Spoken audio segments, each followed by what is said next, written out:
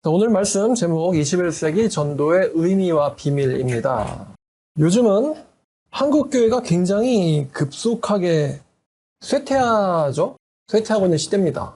1900년대 말이, 1900년대 중후반이 교회 부흥의 시대다라고 한다면 21세기는 뭐 교회사적으로 훗날 평가한다면 한국교회 무덤의 시대 혹은 뭐 어둠의 시대라고 할 수 있겠습니다. 교회 무덤의 시대. 1년에 수천 개의 교회가 문을 닫습니다. 한 3, 4천 개 정도의 교회가 1년에 문을 닫습니다. 특히나 이제 2000년대 초, 이제 2005년 이후에 신천지나 하나님의 교회 같은 사이비 종교들의 포교가 아주 극성을 부리죠. 그래서 이 사이비 종교의 포교 때문에 이제 지나가는 사람들의 종교에 대한 거부감이 굉장히 올라갔어요. 어제도 보니까 강남역에서 이런 안내 방송을 하더라고요. 복도에서 설문조사하는 사람들 바깥으로 나가주시길 바랍니다. 다시 한 번 더 말씀드립니다. 복도에서 설문조사 하시는 분들 바깥으로 나가주시기 바랍니다. 이렇게 안내 방송을 하더라고요. 그러니까 누군가가 당해서 굉장히 귀찮고 불쾌하다고 생각해서 이제 민원을 넣은 거죠. 그래서 이제 안내 방송을 한 건데요. 이렇게 사이비 종교들의 포교 때문에 이제 일반 사람들은 이게 사이비 종교인지 정통교단의 전도인지 구분하지도 못하고 할 마음도 없어요. 그냥 똑같이 보입니다. 포교? 아 진짜 저리 가세요. 그리고 또 2000년대 초에 어떤 일이 일어났냐면은 스마트폰의 보급이 있었죠. 그래서 스마트폰이 보급되면서 사람들의 인간관계가 더욱더 고립되고 단절되기 시작했어요. 고립되고 단절되고 컨텐츠 소비 위주의 문화생활을 하게 됐습니다. 1인 컨텐츠 소비 위주의 문화생활. 옛날에는 그래도 뭐 이어폰 들으려면은 유선 이어폰 연결해야 되죠. 뭐 CD 플레이어나 뭐 아니면은 뭐 워크맨 아니면 좀 시대가 그래도 요즘이다 그러면 이제 MP3 플레이어. 근데 지금은 무선 이어폰이 발달하고 또 스마트폰이 발달하면서 그 누구나가 다 헤드폰, 무선 이어폰 장착하고 귀 막고 눈 막고 귀 막고 눈 막고 다니게 돼요. 거기에 또 함몰되고 그래서 인간관계가 더욱더 이제 좁아지고 개인주의도 원래 심했는데 스마트폰이 보급되면서 훨씬 더 심해졌습니다. 개인주의도. 그러니까 내 이 테리터리 보호막 안에 들어오지 마. 이게 굉장히 강하죠. 눈 맞고 귀 맞고 했으니까요. 그러니까 전도의 문이 완전히 닫혔죠. 사실은. 전도의 문이 거의 뭐 방수문 마냥 물 한 방울 살 틈 없이 그냥 닫혀있는 상황입니다. 사람들한테 파고 들어가려고 하면. 전도서 3장 11절을 보면은 솔로몬이 이런 말을 했는데 3장 11절 하나님이 사람들에게 영원을 사모하는 마음을 주셨느니라 이런 말씀이 있어요. 하나님이 사람들에게 영원을 사모하는 마음을 주셨느니라. 이 전도할 때 이제 전도하기 위해서 굉장히 중요한 말씀이거든요. 근데 요즘 사람들을 보면은 진짜 그럴까? 그런 생각이 들어요. 사람들이 하나님이 주셨대요. 사람이 자각을 하든 안 하든. 근데 요즘 사람들이 영원을 사모하는 마음이 있을까? 있긴 있을까? 영원을 사모하는 마음이? 아무리 이제 티를 안 내지만서도 사실은 저 사람도 영원을 사모하고 있을 거야. 라는 말씀이 진짜일까 싶을 정도로 요즘 사람들이 영원에 대해서 관심이 없어졌죠. 그러니까 전도를 거부하더라도 마음속 한구석에는 영생에 대한 갈망이 있지 않을까라는 그 생각을 하고 있었는데 이 말씀 자체가 틀린 거 아닐까 싶을 정도로 요즘 사람들이 영원에 대해서 생각하지 않게 되었다는 것입니다. 1900년대 초에 대한민국에 대붕이 일어났었죠. 1900년대 초에. 이것은 일제에 의한 국권 찬탈이라고 하는 국가적인 재난과 맞물려서 하나님에 대한 신앙의 염원이 이 국난을 헤쳐나갈 수 있을 것이다. 그때 신앙이 대한민국 나라 잃은 사람들의 한 줄기 빛이 되었던 거예요. 그래서 그 당시 사람들은 말씀을 굉장히 사모했고 기도를 굉장히 좋아했고 특히 회개를 중심으로 참된 회심을 중심으로 교회를 확장시켜 나갔었어요. 1900년대 이제 중후반 한 70년, 60년에서 80년 사이 1960에서 80 사이에도 부흥이 일어났었는데 이때 이제 부흥이 일어난 결과 뭐 천만 기독교라는 말이 생겼죠. 거의 한 해에 100만 명씩 늘었다고 합니다. 이때는 한 해에 100만 명씩. 지금은 한 해에 수천 개씩 교회가 문을 닫는데 그 당시에는 한 해에 100만 명씩 신자가 증가했었다고 합니다. 그런 일이 있었나 싶을 정도로 믿겨지지 않아요. 믿겨지지 않을 정도의 그런 상황이 있었다고 해요. 근데 그때 이제 1950년대 후반의 부흥은 이제 뭐랑 맞물렸냐면은 경제적 부흥이랑 맞물렸었거든요. 그래서 성장주의, 기복주의 중심이었어요, 사실은. 1900년대 초에는 회심과 말씀이 중심이었다면 1900년대 중반 이후에는 황금만능주의, 기복주의 잘 살아보자. 이게 이제 이거랑 교회 가면 복 받는데 이거랑 연결되면서 이제 교인들이 확 늘었거든요. 근데 좀 이제 수십 년 지나 보니까 그 황금만능주의, 기복주의를 기반으로 부흥시킨 사람들은 이제 먹고 살만해지니까 쫙 빠지는 거죠. 거품처럼. 이게 한국의 20세기 후반의 부흥의 한계라고 볼 수 있겠습니다. 어쨌든 굉장한 숫자적인 증가는 있었어요. 그러면 이제 지금 21세기 2020년대죠. 2020년대를 저희가 살고 있는데 지금 현재의 전도의 상황은 어떨까? 아무래도 제가 전도에서 박사학위나 논문을 쓴 건 아니지만 현장에서 굉장히 오랫동안 있다 보니까 지금의 전도는 상황이 굉장히 끔찍하다고 할 수 있습니다. 끔찍합니다. 전도가 불가능에 가깝다라고 해도 과언이 아니에요. 전도가 불가능에 가깝다라고 해도 과언이 아닙니다. 만약에 여러분들 중에서 나는 전도자로 살겠어, 전도하는 사람이 되겠어, 전도의 사명감을 갖고 살겠어라고 다짐하는 사람이 100명 있다고 한다 한들 몇 년 지난 뒤엔 한 명도 남아있을까 싶을 정도로 현장의 상황은 굉장히 끔찍합니다. 요즘에 이제 최근에 개봉을 했나? 아니면은 할 예정인지 모르겠는데 탐 크루즈라는 배우가 꾸준히 내고 있는 영화가 있죠. 미션 임파서블이라고. 미션이라고 하는 것은 어떤 작전을 말하는 거고요. 임파서블은 불가능한 이런 뜻이죠. 불가능한 작전이에요. 영화 이름이. 근데 그런 영화, 그 영화 이제 시리즈인데요. 결국에는 불가능한 작전을 말도 안 되지만 성공시킵니다. 탐 크루즈가. 그러니까 이제 최고의 어떤 요원이에요. 극 중에서 배역이. 근데 이 미션이란 단어는 전도나 선교에서는 이제 선교, 전도라는 단어 의미로도 쓰입니다. 미션, 그럼 전도라는 뜻도 있단 말이에요. 근데 그럼 미션 임파서블 그러면 전도 불가능한 이런 뜻이죠. 미션 임파서블, 불가능한 전도 이런 뜻입니다. 근데 톰 크루즈가 결국 성공해내는 것만큼 전도가 어렵다는 거예요. 미션 임파서블.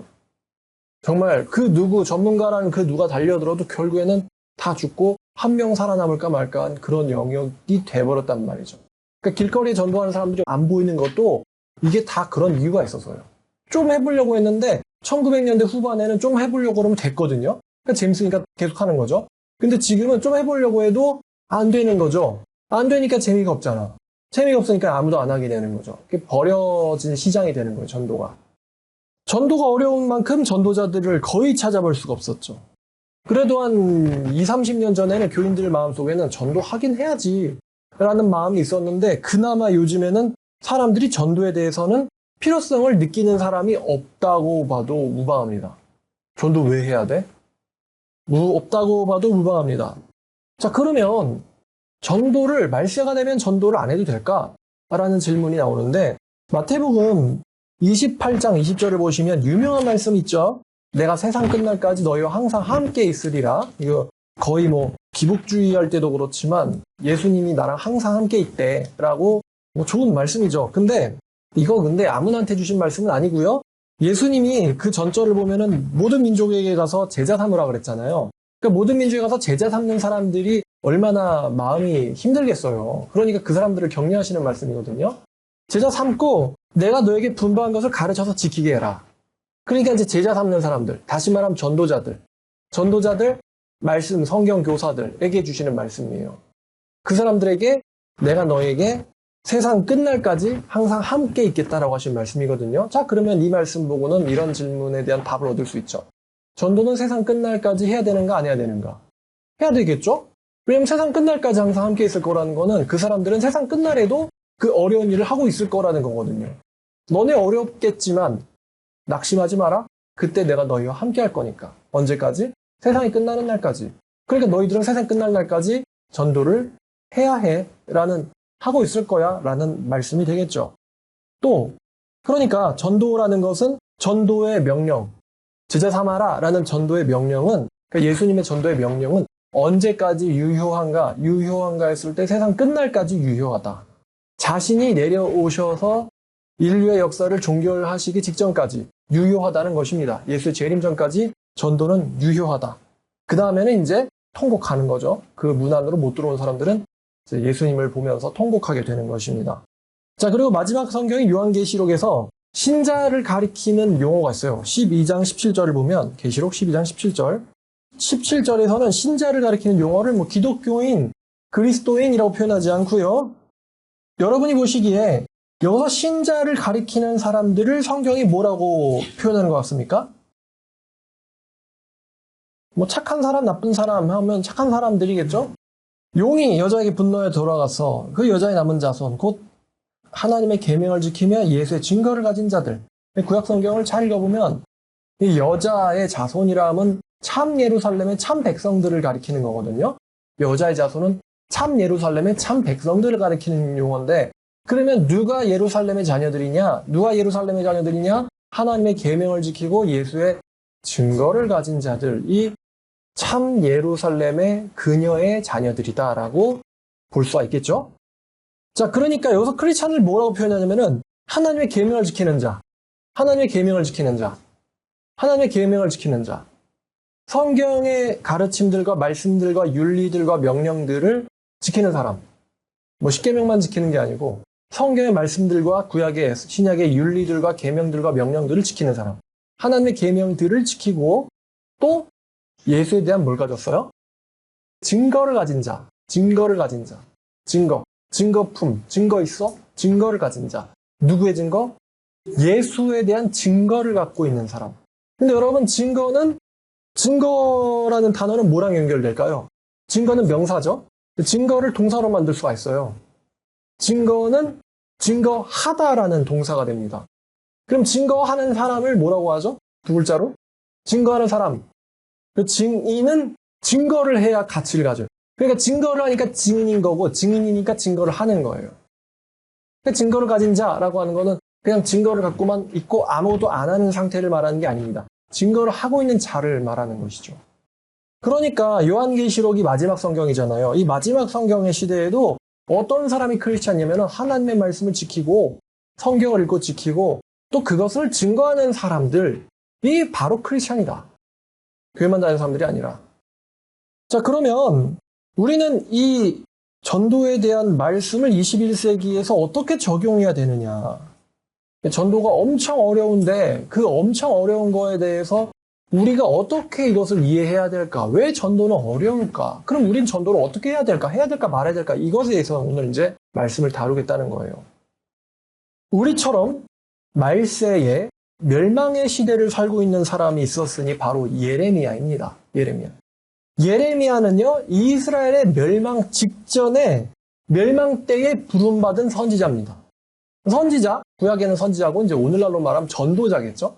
하나님의 도를 전하는 사람, 선지자인데 예레미야라는 선지자의 이 전후로 이사야가 있고 에스겔이 있습니다만은 정확하게 멸망을 목적으로 하는 시대에 멸망을 목적으로 시간이 흘러가는 시대에 부름받은 사람이 바로 이 예레미야입니다. 예레미야라는 성경 1장 2절을 보면은 아몬의 아들 유다의 왕 요시야가 다스린 지 13년의 여호와의 말씀이 예레미야에게 임하였고 몇 년이요? 이 요시야가 다스린 지 13년에라고 하고 있습니다. 그러니까 이제 이게 예레미야가요 몇 년부터 전도하기 시작했어요. 이런 이야기예요. 하나님의 말씀이 임했다라는 건 전도하기 시작했다는 거거든요. 말씀을 증거하고 선포하기 시작했다는 거예요.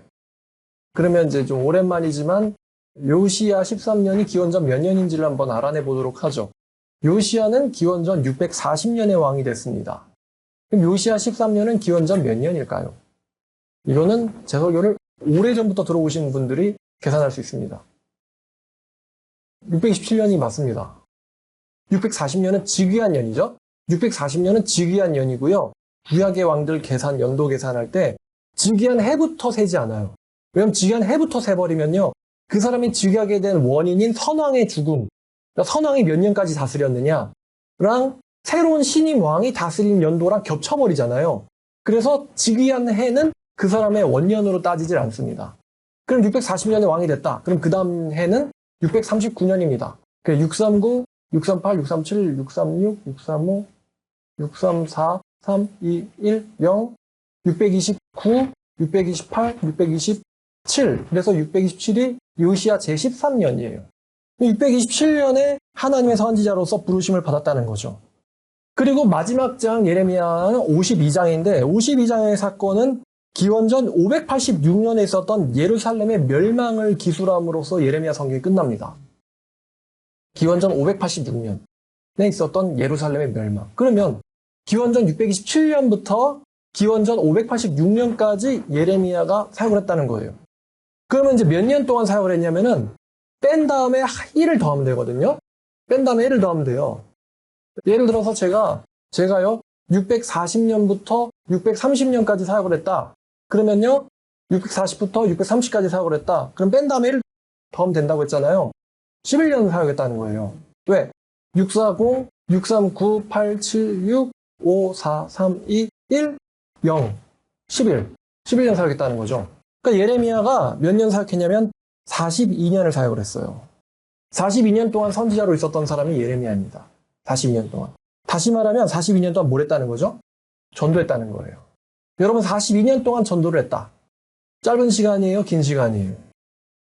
굉장히 긴 시간이죠. 하나를 1년, 초보라고 할 수 있겠죠? 한 가지를 10년을 했다? 그러면 상당히, 그냥 10년, 경력 10년 차. 그럼 이 사람은 척하면 척이겠군이죠? 경력 20년 차.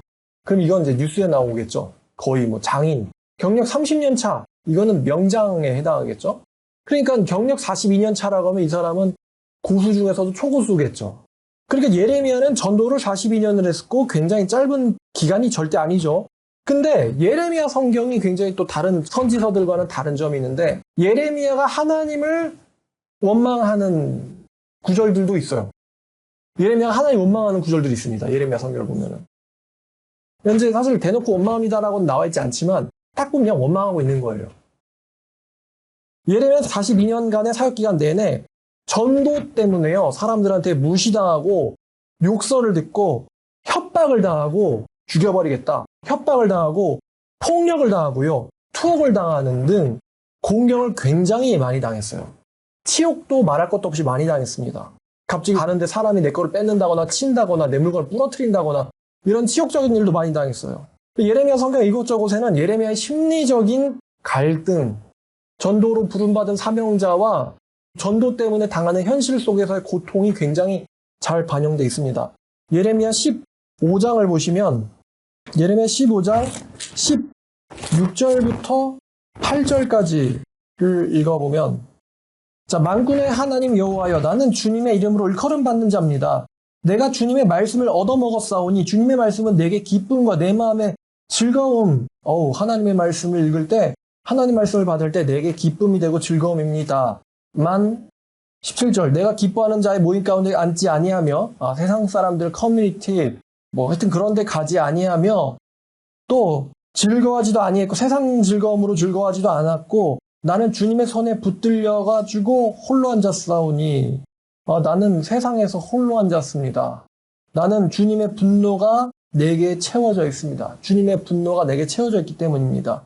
내 고통이 계속되며 상처가 중하며 낫지 아니함이 이게 마음의 상처겠죠? 내 마음속에 받은 고통과 상처가 굉장히 심각하고 치명적이고 이게 낫지 아니함이 어찌 된 겁니까? 하나님 말씀 깨달았을 때는 즐거운데요. 근데 주님이 나를 보내셔가지고 주님의 마음이 내게 전이가 됐는데 주님의 마음이 내 안에 가득 찼는데요. 그 결과 나는 외톨이가 됐고요. 나는 사람들로부터 깊은 상처를 받았고 중한 상처를 받았는데 그게 낫지 않냐함이 어찌입니까? 어찌 됨입니까? 주님은 내게 대해서 물이 말라 속인 시내 같습니다. 시냇물인 줄 알고 좋아해서 갔는데 물이 없는 거예요. 시냇물에. 속은 거죠. 낚인 겁니다.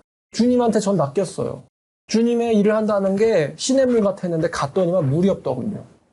내 마음이 굉장히 아픕니다. 상처받았어요. 주님이 날 속였군요.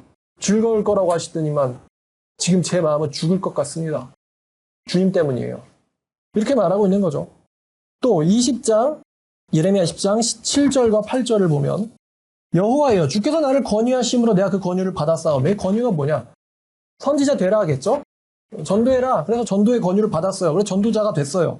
주님께서 나보다 강하사 나를 이기셨으므로 그래서 내가 주님이 시키는 대로 살 수밖에 없었는데요. 근데 내가 어떻게 됐냐면 조롱거리가 됐어요. 주님이 나보다 강해서 내가 주님이 시키는 대로 살았는데 그 결과 나는 사람들의 조롱거리가 됐고요. 사람마다 온종일 나를 조롱하나이다. 온종일 나를 조롱하나이다. 내가 말할 때마다 외치며 파멸과 멸망을 선포함으로 여호와의 말씀으로 말미암아 내가 종일토록 치욕과 모욕거리가 됨이나이다. 내가 종일토록 치욕과 모욕거리가 돼요. 주님 때문에. 이게 이제 예레미야의 갈등이에요. 주님이 너 전도자로 살지 않겠어? 내가 널 쓰겠다라는 거 알겠어요. 주님이 권유했고 나보다 강해서 내가 시키는 대로 했는데 그 결과 나는 종일토록 치욕거리가 되는 것입니다.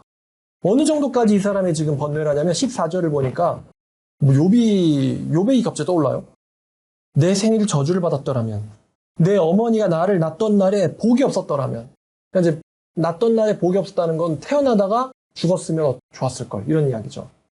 내 아버지께 소식을 전하기를 당신이 등남하였다의 아버지를 즐겁게 하던 자가 차라리 저주를 받았더라면, 그 사람은 여호와께 무너뜨리시고 후회하지 아니하신 상업같이 됐더라면, 그가 아침에는 부르짖는 소리 낮에는 떠드는 소리를 듣게 하였더라면 좋을 뻔하였느니 이는 그가 왜 나를 태에서 죽이지 아니하셨으며 내 어머니가 내 무덤이 되지 않게 하셨으며 그의 배가 부른 채로 항상 잊지 않게 하신 까닭이로다. 그러니까 우리 아빠한테 좋은 소식 전해주는 걔가 왜 나를 우리 엄마 뱃속에서 죽이지 않은 거야.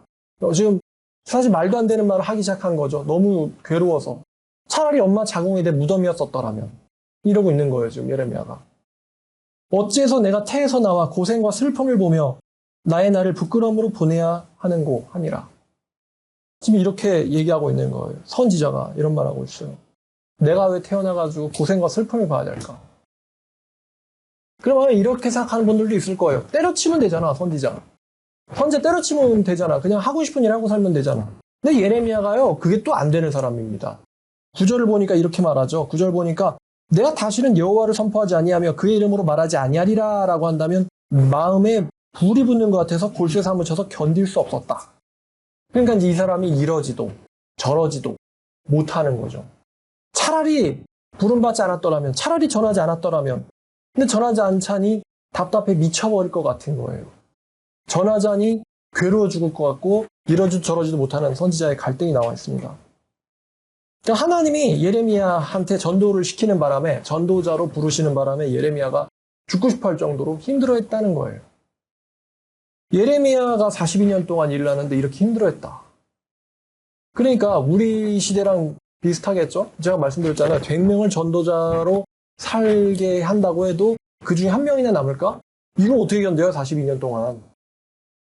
특히 예레미야의 사역이 굉장히 다른 선지자들에 비해서 눈에 띄는 게 있는데 그게 뭐냐면 그의 사역의 열매 때문입니다. 예레미야가 42년 동안 이렇게 괴로워하면서 사역을 해가지고 몇 명의 제자를 얻었는가? 몇 명의 제자를 얻었는가? 했을 때 이 사람은 42년 동안, 그러니까 예레미야가 자기의 뭔가를 맡겨도 될 사람, 맡길 수 있는 사람 몇 명을 얻었는고 하니 한 명을 얻었습니다. 한 명.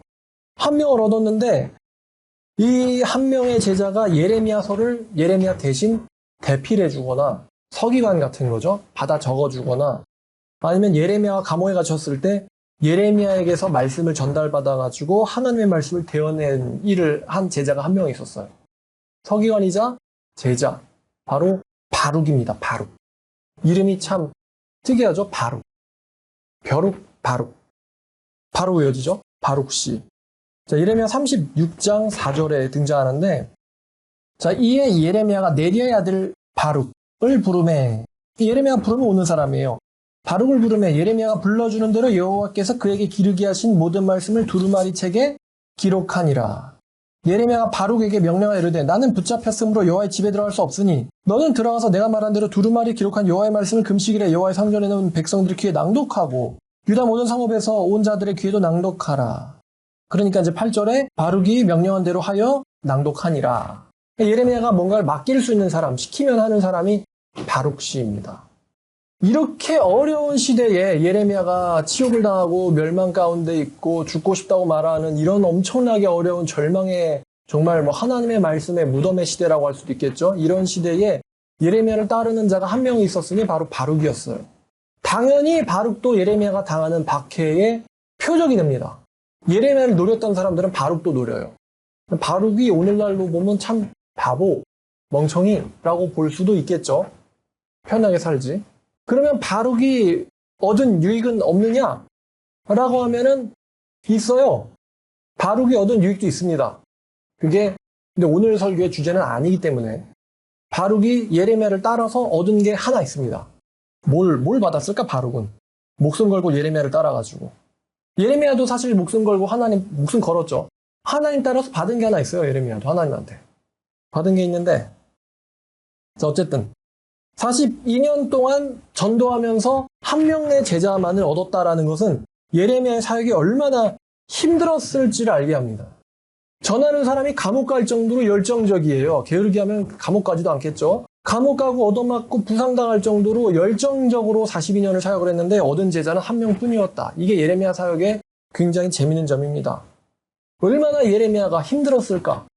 분명히 우리가 하는 생각, 제가 하는 생각을 예레미야 했을 겁니다. 난 도대체 이걸 왜 하고 있는 것인가? 성전 가서 말씀을 전해? 안 봐도 비디오 뻔하겠지. 백성들의 반응 안 봐도 뻔하겠지. 그 녀석 또 달려오겠지. 오늘 어디를 맞게 될까? 아, 그때 맞은 상처 아직 아물지 않았는데. 그때 맞아 이빨 나간 거 지금 욱신거리는데. 어떻게 될까? 뭐 안 봐도 비디오 아니겠어요? 백성들이 달려드는 게? 그러니까 백성들도 지겹고 얘도 지겨운 거죠. 이분도. 백성들도 아, 저 자식 또 왔네. 이렇게 되는 거고. 이분도 뭐 자기가 당할 일을 뻔하게 알고 있으니까.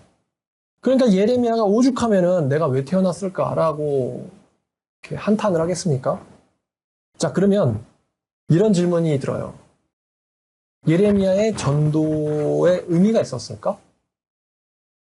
사실 우리 자신에게 하는 질문과 비슷하죠. 예레미야의 전도에 의미가 있었을까? 오늘 제목이잖아요. 21세기 전도의 의미와 비밀. 간단히 말하면 의미도 없는 짓 같은데 왜 시키는 거야? 왜 시키시는 거야? 이렇게 될 수 있겠죠. 의미도 없는 짓 같은데 왜 시키는 걸까, 하나님은? 말세까지, 세상 끝날까지 하라며. 근데 의미가 없어 보이거든, 내가 보기에는. 여러분, 예레미야가 전도함으로써 영혼들을 구원했습니까? 예레미야가 전도함으로써 영혼들을 구원했습니까? 아니죠. 아니에요. 예레미야는 예루살렘이 멸망할 걸 42년 전부터 알고 있었어요. 그래서 예루살렘의 멸망이 오는 걸 막았나요? 예레미야가 말씀을 전함으로써 예레미야가 이미 알고 있었고 오고 있는 예루살렘의 멸망을 막을 수 있었는가요? 못 막았죠. 그럼 누군 구원시켰어요? 구원 못 시켰어요. 예레미야가 시드기야 왕한테 내 말대로 하면 당신 죽지 않을 거다. 그 시드기야가 멸망당하는 거 못 막았어요? 못 막았어요. 막았어요? 못 막았어요? 못 막았단 말이에요. 그러면 예레미야 본인은 본인의 사역을 즐겁게 만족스럽게 했나요? 예레미야의 다른 이름은 눈물의 선지자죠. 울면서 했어요. 울면서. 다시 예레미야의 전도에 의미가 있었을까요? 아마 이런 질문 들겠죠. 목사님 전도하셔서 몇 명 얻으셨어요? 제가 전도한다 한다면 사람들이 잘 물어보는 질문 중에 하나입니다. 자, 그런데 또 예레미야의 정반대 상황에 있는 선지자도 있습니다. 바로 에스라입니다. 에스라는 느헤미야라는 사람이랑 같이 자, 느헤미야 8장 5절을 보겠습니다. 느헤미야는 찾기가 편해요. 그냥 잡고 잡으면 되니까요. 자, 8장 5절을 보니까 에스라가 모든 백성 위에 서서 그들의 목전에 책을 펴니 책을 볼 때에 모든 백성이 일어서니라. 자, 정택주 목사가 성경책을 펴니 모든 백성들이 자리에서 일어서니라. 여러분, 일어서고 싶은 마음이 들어요? 아씨, 언제 끝나지?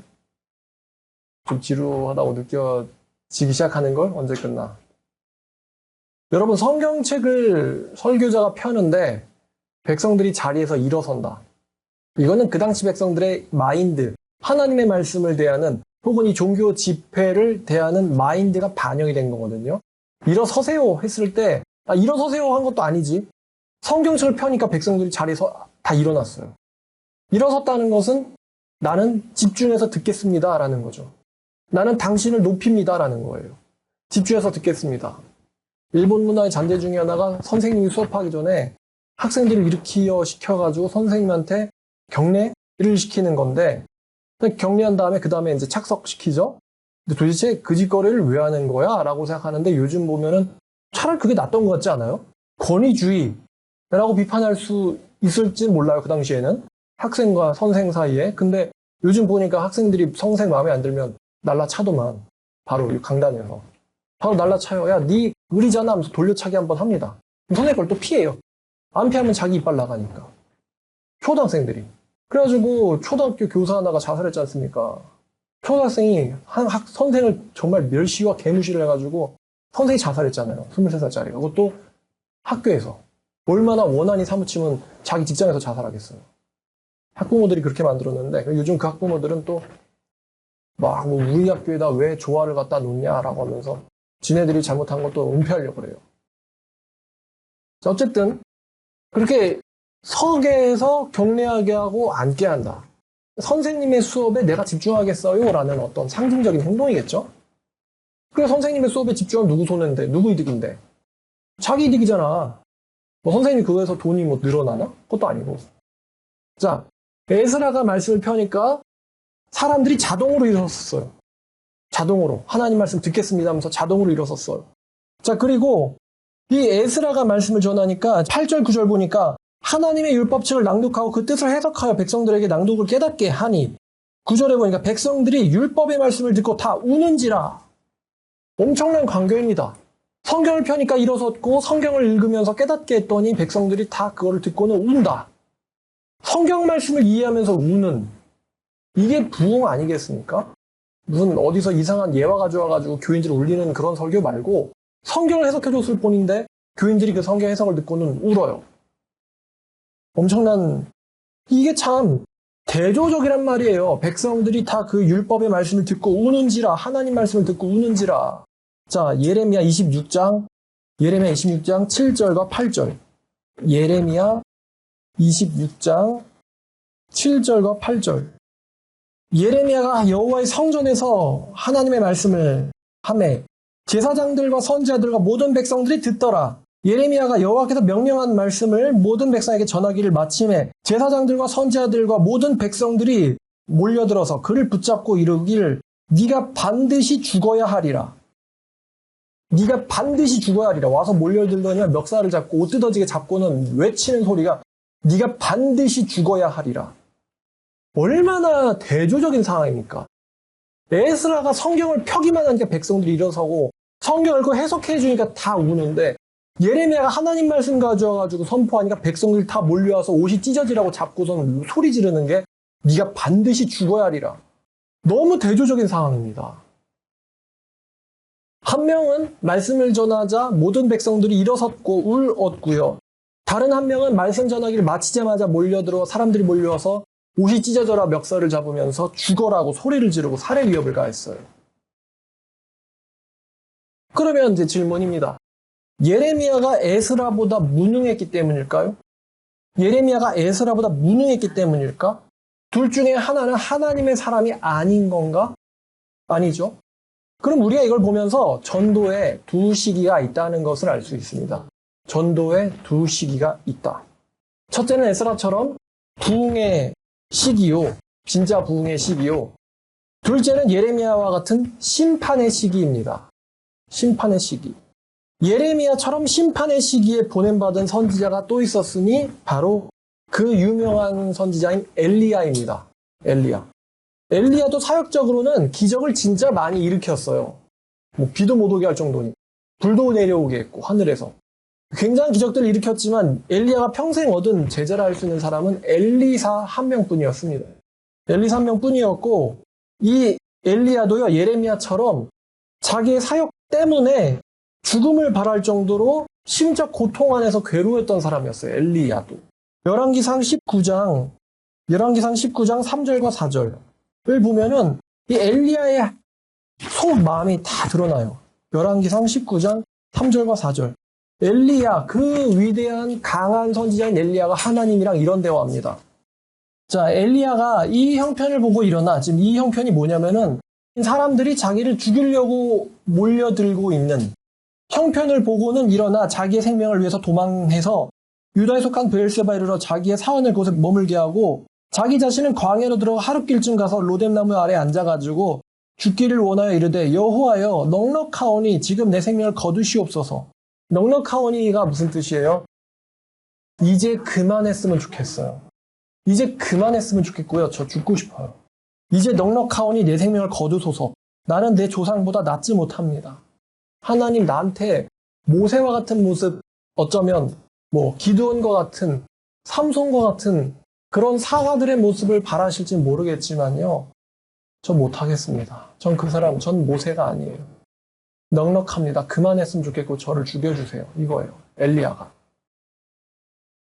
또 하나의 한탐이 있는데 10절을 보니까 자 그가 대답하되 내가 만군의 하나님 여호와께 열심히 유별하오니 이게 지금 열심히 그러니까 제 유별나다 이렇게 비아냥하는 거죠. 지금 이 사람도 비아냥하고 있어요. 내가 하나님에 대한 열심히 유별나가지고요. 이스라엘 자손들이 주님의 언약을 버렸고 제단을 헐었고 칼로 주님의 선지자들을 죽였고 오직 나만 남았거늘 그들이 내 생명을 이제 찾아 빼앗으려고 합니다. 다 죽고 나 남았는데 저도 죽기 직전이거든요. 이게 다 왜 그렇게 됐냐면 여호와에 대한 말씀의 열정이 유별나서예요. 지금 결코 하나님을 찬송하고 있는 상황이 아니죠. 하나님 때문에 이렇게까지 됐고요. 그나마 지금 이 부지하고 있는 목숨도 이런 상황입니다. 하나님께서는 부흥의 시대에도 선지자들을 보내시지만 심판을 위해서도 선지자들을 보내신다는 점이죠. 어느 선지자가 의미가 있다 없다 말할 수가 없겠습니다. 왜냐하면은 부흥의 시대를 혹은 심판의 멸망의 시대를 주시는 분이 바로 하나님이시기 때문입니다. 어느 시대에 누구 태어나게 해가지고 그때 몇 년에 불러서 사역하게 하시는지 전부 다 하나님의 결정이거든요. 자, 그러면 이제 현대로 와서 현대는 어떻습니까, 여러분? 여러분에게 질문하겠습니다. 현대는 부흥의 시대일까요? 아니면 심판의 시대일까요? 왜 그렇게 생각하시죠? 디모데후서 3장 1절부터 5절까지 읽어보도록 하겠습니다. 디모데후서 3장 1절부터 5절까지. 자, 사도 바울이 말합니다. 디모데후서 3장 1절부터 5절까지. 너는 이것을 알라. 말세에 고통하는 때가 이를 것이니 사람들이 자기를 사랑하고 돈을 사랑하고 자랑하고 교만하고 비방하고 부모를 거역하고 감사하지 아니하고 거룩하지 못하고 무정하고 원통함을 풀지 못하고 모함하고 절제하지 못하고 사납고 선한 것을 좋아하지 않고 배신하고 조급하고 자만하며 쾌락 사랑을 하나님 사랑보다 더하며 경건의 모양은 있지만 경건의 능력을 부인하니 이런 자들에게서 네가 돌아서라. 4절까지만 읽어도 되겠네요. 자, 여러분, 사도 바울이요, 이런 인간들이 넘쳐날 거다라고 하는 시대를 예언했어요. 고통의 시대가 올 것이다. 사람들이 죄다 이렇게 될 것이다. 자, 여러분, 이거 읽으면서 제가 참 그래도 세월을 살았구나라는 게 느껴지는데 이 말씀을 처음 읽을 때는요, 진짜 이런 때가 올까? 라고 생각을 했는데요. 지금은 이 말씀 읽으면서 제가 봤던 뉴스 기사들이 휙휙 머리를 지나가더라고요. 아, 부모가 방치라고 했던 부모 죽인 녀석, 그 다음에 성범죄했다고 남 망치려고 했던 여자들, 모함하고 조급하고 왜 뭐하냐고 퉁퉁 치다가 와가지고 바로 칼 들고 사람들 쑤셔버리는 이웃 주민들, 그리고 자만하고 우리나라 명품 소비율 세계 1위죠. 세계 1위라고 해야 되나? 하여튼 엄청나죠? 쾌락 사랑하기를 하나님 사랑보다 더하고 이거는 하나님 사랑이 없지 그냥. 하나님 사랑하는 흉내도 안 내죠. 요즘에는. 하나님 사랑하는 흉내도 안 내. 그러면 이제 지금이 고통하는 때가 와야 되는 때일까요? 아니면 이미 고통하는 때일까요? 이미 고통하는 때. 인간을 더 이상 믿을 수 없고 심지어 이제 지나가는 사람이 무서운 게 아니라 이제는 애인이었던 사람이 무서워. 남편이었던 아내였던 사람이 무서워. 자식도 무서워요. 그런 사람일 줄은 몰랐어. 좀 뭐지? 받아가자고 했는데 아내를 떨어뜨린 다음에 올라오려고 하니까 자기 아내한테 돌을 던져가지고 죽였죠.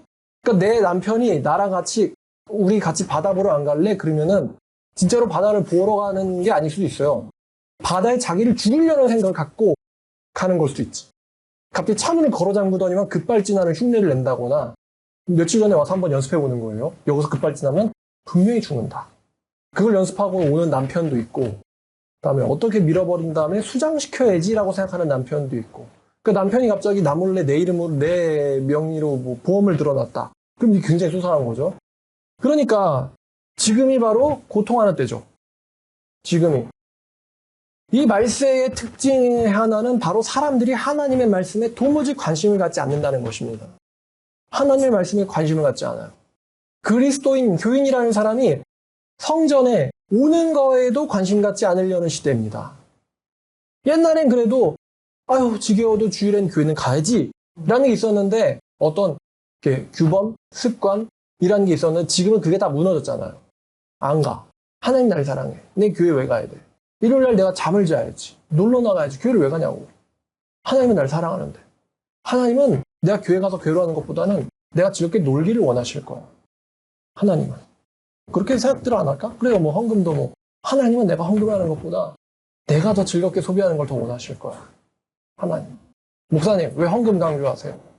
마음으로 그 교회가 얼마나 어쩌고 차라리 내가 지나가는 거지한테 돈을 주는 게 더 착하겠다.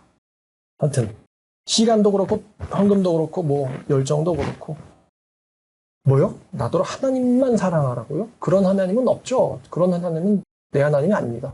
내 하나님은 내가 잘 아는데 내 하나님은요.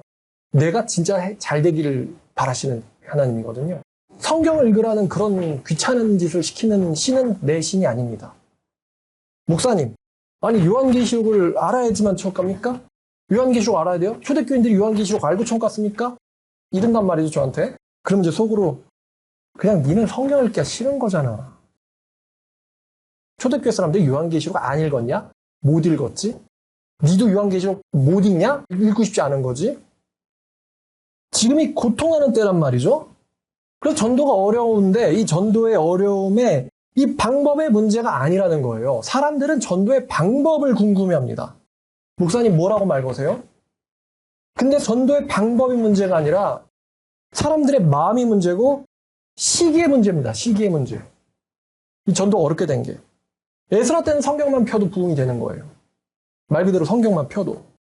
마태복음 10장 14, 15절을 보면 누구든지 너희를 영접지도 아니하고 너희의 말을 듣지도 아니하거든 그 집이나 성에서 나가 너희의 발에 먼지를 떨어버리라.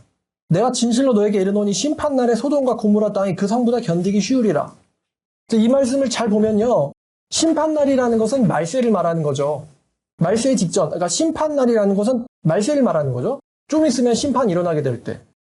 근데 이때 사람들의 상태가 뭐냐면 너희를 영접하지도 않고 너희의 말을 듣지도 않는다. 너희를 영접도 당연히 안 하고 너희의 말을 듣지도 않는다. 그러니까 예수님이 사람들한테 제자들한테요. 야 심판날에 이러이러한 멘트를 날려라. 심판날에 이러이러한 처세술을 가져라. 이렇게 말씀하시지 않고 그 사람들이 너희의 말을 듣지 아니하거든. 먼지를 털어라. 심판날에 차라리 소돔과 고모라가 더 견딜 것이다. 제가 어떤 분이 저를 찾아와가지고 저랑 얘기를 하다가 이제 제가 강남에 전도하는 거를 보게 됐거든요. 데려갔어요. 근데 이 전도하는 거를 보여줄 때도 참 조심해야 되나 봐요. 제가 전도하는 거를 한 2시간 보더니만 저한테 그러는 거예요. 목사님 전도 10년 했다고 하셨죠? 하더니 갑자기 저를 비판하기 시작하더라고요. 그러니까 그 사람이 기대하는 뭐 10년차 전도자라는 거는 그냥 막 미친 듯이 연락처를 받아내면서 뭐 그런 걸 했어야 되나 봐요. 그 사람이 생각하는 10년차 전도자라는 건.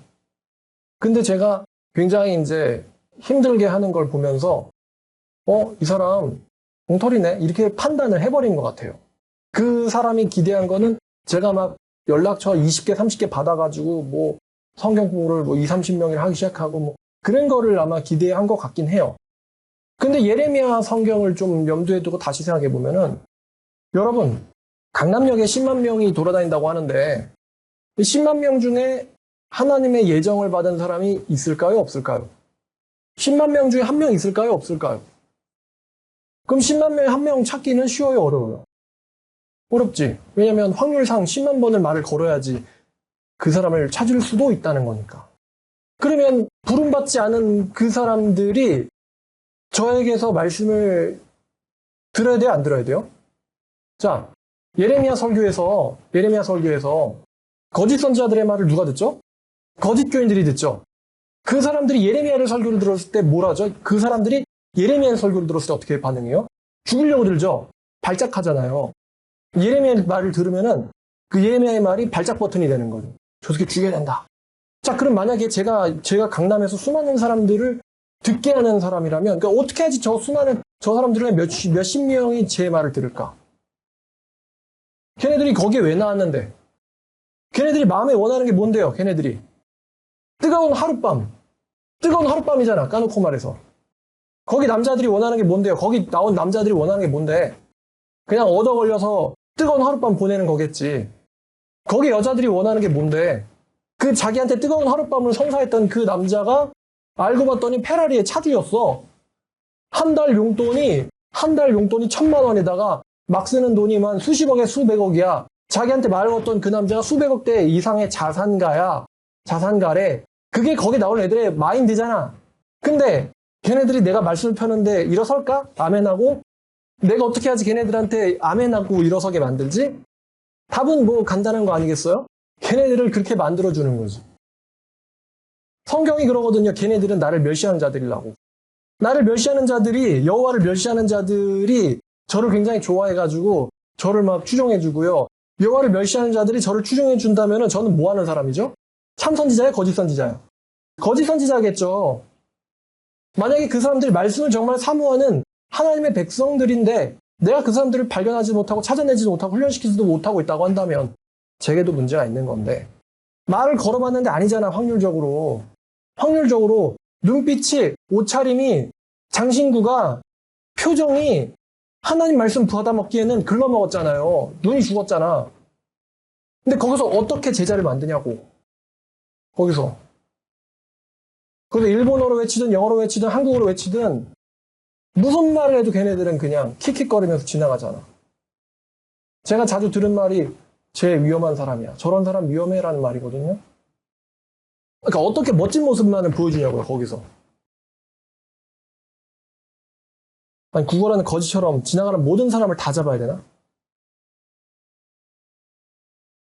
30년 전에, 그러니까 40년 전에 유행했던 멘트가 예수 믿고 천국 가세요예요.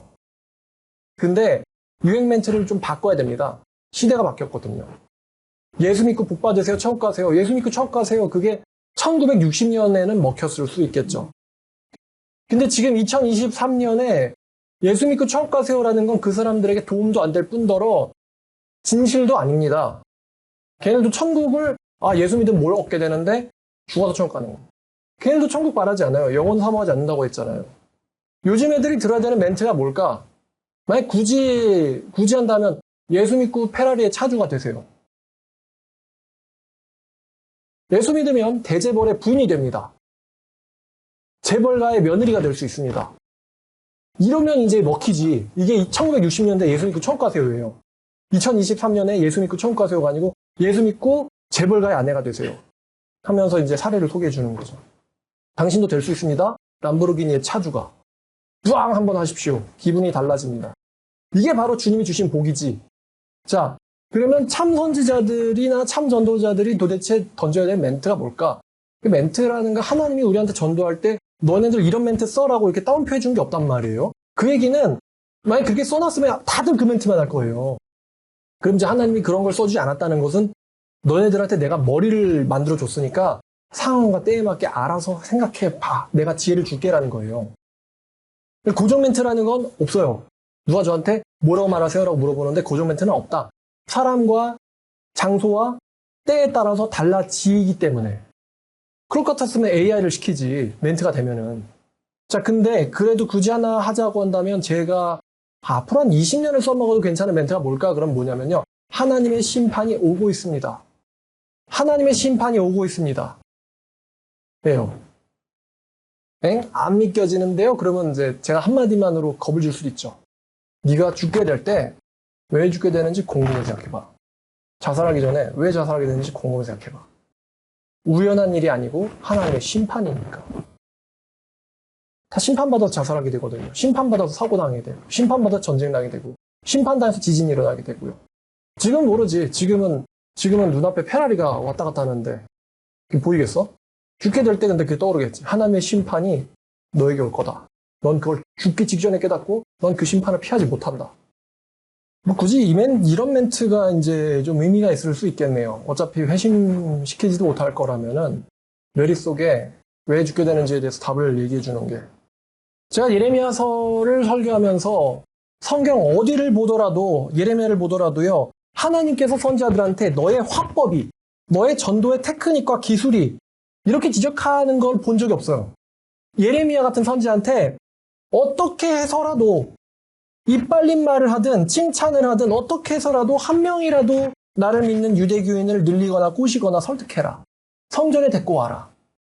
사탕을 준다고 하든 전자레인지를 준다고 하든 뭐 아내를 준다, 뭐 남편을 주겠다, 어떻게 해서든 성전에 한 명이라도 데리고 와라라고 한 적이 하나님은 없다는 것입니다.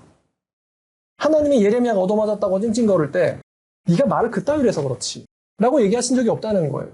하나님 저왜 42년 동안 바룩밖에 못 얻었죠? 네가 말을 그런 식으로밖에 못해서야. 설교학을 좀 공부했어야지. 이렇게 말씀하시지 않는다는 것이죠.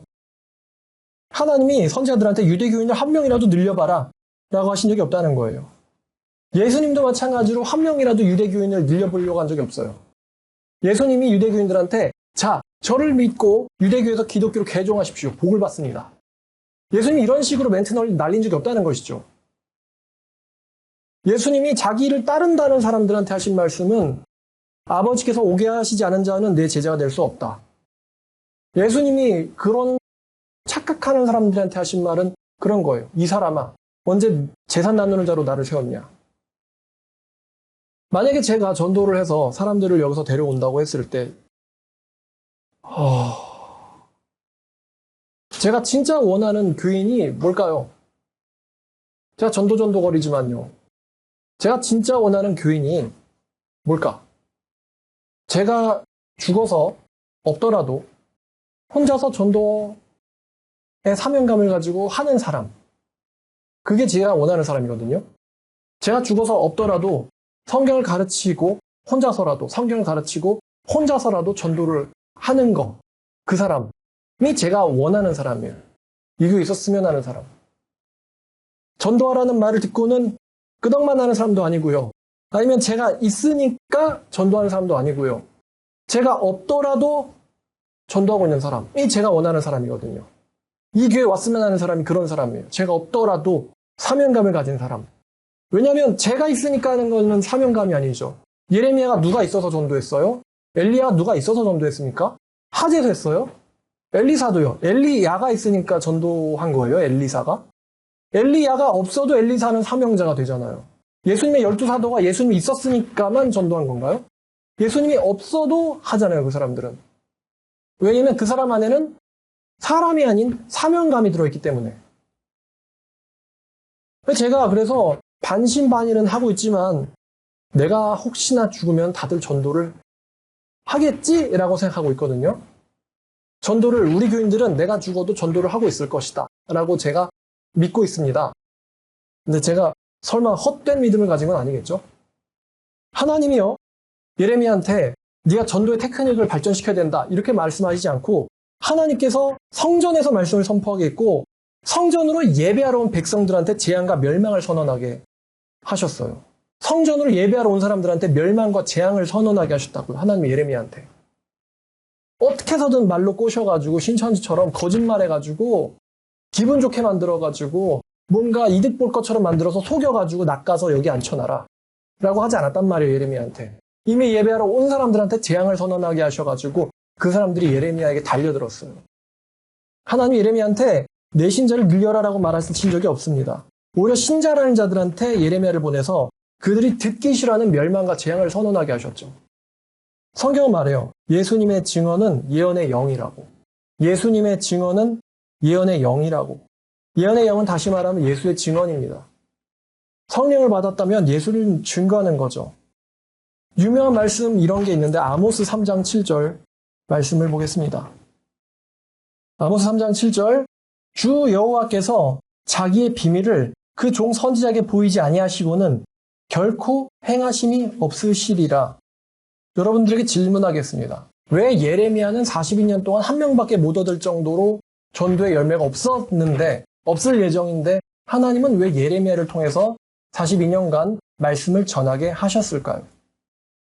하나님이 왜 아합과 이세벨 시대에 엘리야를 보내셨을까요? 하나님께서 왜 시드기야 왕 시대에 예레미야를 보냈을까요? 돌이키라고 보낸 거 아니에요. 왜냐면 그들이 돌이키지 않을 걸 이미 알고 계셨으니까. 하나님께서 예레미야를 보낸 거는 돌이키라고 보낸 게 아니고요. 하나님께서 그 사람들을 심판하시기 위해서입니다. 심판하시기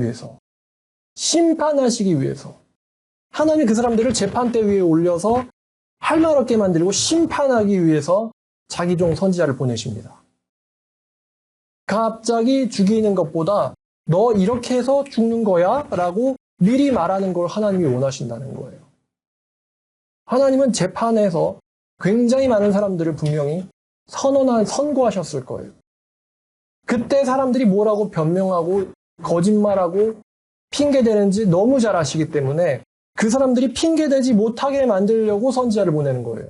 핑계대지 못하게 만들려고 선지자 보내는 거예요. 예레미야 때에 죽어서 지옥 가는 사람이 있다고 한다면 그 사람이 하나님의 심판대 앞에서 보게 될 영상은 그거예요. 예레미야에게 주먹질하는 영상. 그 한마디로 그 사람은 끝납니다. 못 들었는데요? 뭐라고 말 못하게 하기 위해서입니다. 어느 누구도 심판의 말을 듣지 못한다면 하나님은 심판할 수가 없어요. 없으세요. 하나님께서는 심판하시기 위해서 자기 종들을 보내시고 말씀을 전하지 않으시고는 심판하지 않으십니다. 요한복음 15장 22절을 보면 예수님이 이렇게 말씀하셨어요. 내가 와서 그들에게 말하지 아니하였더라면 죄가 없었으려니와 지금은 그 죄를 핑계할 수 없느니라. 내가 말하여서 알려주지 않았더라면 그들에게 죄가 없었으려니와 지금은 그들의 죄를 핑계할 수 없느니라. 나를 미워하는 자는 또 내 아버지를 미워하였느니라. 아까 아모스 말씀과 일맥상통하죠. 몰랐더라면 죽는데 죄가 없는데 알므로 죄가 있다는 거예요. 그러니까 예레미야 때에 하나님께서는 백성들을 심판할 생각이신데 왜 심판을 당해야 되는지를 알려줘야 되거든요. 예레미야에 의해서 하나님의 말씀으로 증명을 해야 되고 또 그들이 지식적으로 뿐만이 아니라 행동으로도 예레미야에게 저지르는 게 있잖아요. 그거를 죽고 나서 하나님의 심판대 앞에 섰을 때 자기가 저지른 일들과 자기가 알고 있던 것을 하나님의 말씀과 비교 대조해서 하나님의 선언 때 할 말이 없어져 버리는 것입니다. 하나님께서 심판 때에 선지자들을 보내시는 이유예요. 자, 요한복음 20장 21절을 보면요. 예수님이 아까 그들이 몰랐더라면 죄가 없지만 이제는 나를 통해서 알게 됐기 때문에 죄가 있다고 하셨거든요. 근데 요한복음 20장 21절을 보니까 내가 아버지께서 나를 보내신 것처럼 나도 너희를 보낸다라고 말씀하셨어요. 아버지가 나를 보낸 것처럼 내가 너희를 보낸다. 그러니까 너희를 통해서 몰랐더라면 죄가 없겠지만 이제는 너희를 통해서 알고 있기 때문에 그들에게 죄가 있느니라라는 거죠. 또 어떤 말씀 주셨느냐? 너희를 무시하는 사람은 누굴 무시하는 거예요? 너희를 보낸 예수를 무시하는 것이고 예수를 보낸 거는 또 누구를 무시하는 겁니까? 예수님을 보내신 하나님을 무시하는 것입니다. 그러니까 그들은 하나님 앞에서 죄가 없어요. 난 하나님을 무시한 적이 없는데 라고 말할 수 없게 된다는 것이죠. 심판의 때가 익어야 되고 심판의 때가 성숙해야 되고 알곡처럼 익어야 되고 그 심판의 때가 익으면 하나님은 심판을 하십니다. 하시고요. 그 심판의 때에 그 사람들은 하나님 앞에서 변명을 못하게 됩니다. 그러면 심판의 때는 어떻게 익어가느냐? 심판의 때는 어떻게 익어가느냐? 하나님의 선지자들, 전도자들에 의해서 익어갑니다. 그들이 지네들이 할 수 있을 때는 선지자들을 박해하고 죽이고 하다가 예수님도 말씀하셨잖아요. 그 심판의 때가 오면 그들이 흘리게 했던 피가 다 그들에게로 되돌아갈 것이다. 그러니까 그 전도자들의 순환과 박해가 심판의 때를 오게 한다는 거예요. 그들에게. 한 군데만 더 보고 말씀 마치겠습니다. 요한계시록 22장 6절입니다. 요한계시록 22장 6절. 또 그가 내게 말하기를 이 말은 신실하고 참된지라 주 곧 선지자들의 영의 하나님께서 그의 종들에게 반드시 속히 되어질 일을 보내시려고 그의 천사를 보내셨도다. 여기서 이제 천사는 요한에게 나타났던 천사지만 비슷한 원리니까 하나님께서 인간들에게 속히 될 일을 보이시려고 그의 제자들을 보내셨다. 속히 될 일을 보이시려고 그의 제자들을 보내셨다. 또 11절과 12절 불의를 행하는 자는 불의를 행하게 하고 더러운 자는 더럽게 하고 의로운 자는 의롭게 하고 거룩한 자는 거룩하게 해라. 어디 한 군데도 불의한 자를 설득하고 속여가지고 의롭게 하게 만들어라라고 말씀하지 않으세요. 불의한 자가 있다면 불의하게 살게 해라. 더러운 자가 있다면, 이게 존재거든요. 더러운 존재가 있다면 더럽게 살게 해라. 의를 행하는 의인이라는 존재가 있다면 의를 행하게 하고 거룩한 존재가 있다면 거룩하게 살게 해라. 하나님 한 번도 존재한테 행동을 억지로 바꾸게 하라는 적이 없어요. 더러운 자를 거룩하게 만들라라는 말씀이 없단 말입니다.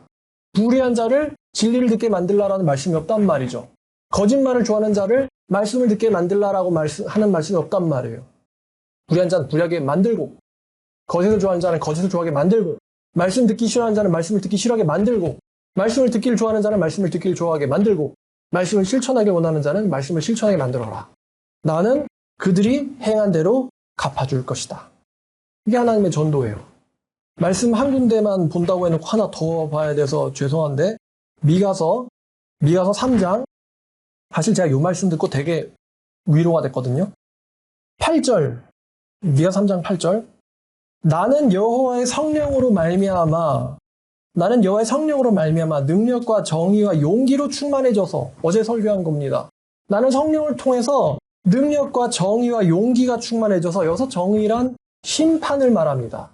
나는 성령을 통해서 능력과 심판과 용기가 충만하게 되어, 심판과 용기가 충만하게 되어 야곱과 이스라엘의 죄와 허물을 그들에게 보이리라. 지혜와 구견을 가지고 어떻게든 걔네들을 설득시켜가지고 교회 오게 만드는 게 아니고, 그들의 죄와 허물을 나는 정의심과 용기로 충만하게 되어 그들에게 보여주겠다. 그리고 그게 성령 충만의 열매다. 성령이 충만해져서 정의심과 용기가 충만해져서 나는 그들의 죄를 그들에게 알려주겠다. 이게 미가의 마인드였어요. 그러니까 여러분, 정리하면 이렇습니다. 하나님께서는 속히 될 일을 보이시려고 자기 종들을 보내시고요. 불의한 자를 불의하게, 더러운 자는 더럽게 하기 위해서, 또 의인은 의롭게, 거룩한 자는 거룩게 하려고 자기 종들을 보내십니다. 하나님께서 한 번도 전도의 기술과 테크닉과 멘트에 대해서 문제 삼으신 적이 없어요.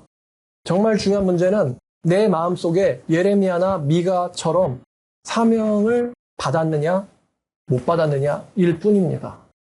오늘 말씀의 제목이 21세기 전도의 의미와 비밀이었어요.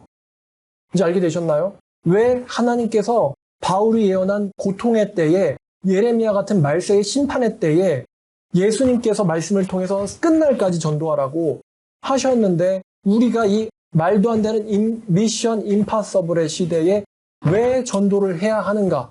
설령 열매가 없음에도 불구하고, 예레미야처럼 죽고 싶을 정도로 힘들어질 수 있음에도 불구하고 왜 우리가 전도자로서 살아야 하느냐? 답을 오늘 설교를 통해서 여러분들에게 드렸습니다. 오늘 설교를 듣고 한 가지 이제 주의시켜 드리고 싶은 점은요. 오늘 설교를 듣고 함부로 심판의 칼만을 날리지 말라는 겁니다. 아까 요한계시록이 예수에 대한 증언을 가져서만이 아니에요. 또 뭐가 있어야 되냐면 하나님의 뭘 지키는 사람들입니까? 하나님의 계명을 지켜야지 제자예요. 하나님의 계명을 지켜야지 제자예요. 그럼 예수님이 우리에게 계명 주셨잖아요. 사랑하라고. 예레미야가요. 이스라엘 백성들에게 심판을 예언을 했지만 이스라엘 백성들을 죽이고 싶어 하진 않았어요. 이스라엘 백성들을 사랑했어요. 그리고 하나님도 사랑했기 때문에 그들이 들어야 될 말을 들려준 거예요. 여러분들이 평상시에 하나님의 말씀과 계명들을 지키고 또 평상시에 사람들을 사랑하고 또 그럴 때에 여러분들이 전도할 때에 평상시가 아닌 전도할 때에 예수님의 증인이 되는 것입니다. 열심히 하자고요. 열심히 우리는 미가처럼 용기가 충만해져가지고 죄와 허물을 드러내도 우리는 할 일을 하는 겁니다. 하나님이 이 세상을 심판한다. 여러분들을 심판합니다. 심판할 겁니다. 왜? 죄 때문에. 우상숭배 때문에. 심판할 겁니다. 거기에 그 사람들의 반응은 그 사람들의 그 책임이에요. 우리가 어떻게 할 게 아니고요. 그 얘기를 듣고 반성하게 되든, 그 얘기를 듣고 기분 나빠서 멸시하게 되든요. 멸시하게 되면 예수님 말씀하시죠? 먼지 떨어버려라. 심판날에 소돔과 고모라 주민이 걔보다 견디기 쉬울 거다.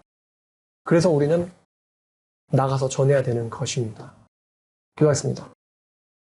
하나님 아버지, 21세기의 전도의 의미와 비밀이란 제목으로 말씀을 전해보았습니다. 정말 유명 연예인처럼 굴어서 전도하는 것도, 아니면 명문가의 재벌처럼 되어서 전도하는 것도 아니고, 하나님께서 우리에게 정말 사명감만을 주시고 이 어려운 시대 가운데 가라고 하셨는데, 주님, 우리가 어렵다고 가지 않는 악하고 게으른 종이 아니라 예레미야나 엘리야처럼 아무리 어려워도 마음속에 사명감이 있으니까 전도를 할 수밖에 없는 그런 사람으로 우리를 만들어 주시옵소서. 주님, 정말 심판의 말씀을 다들 들어야 합니다.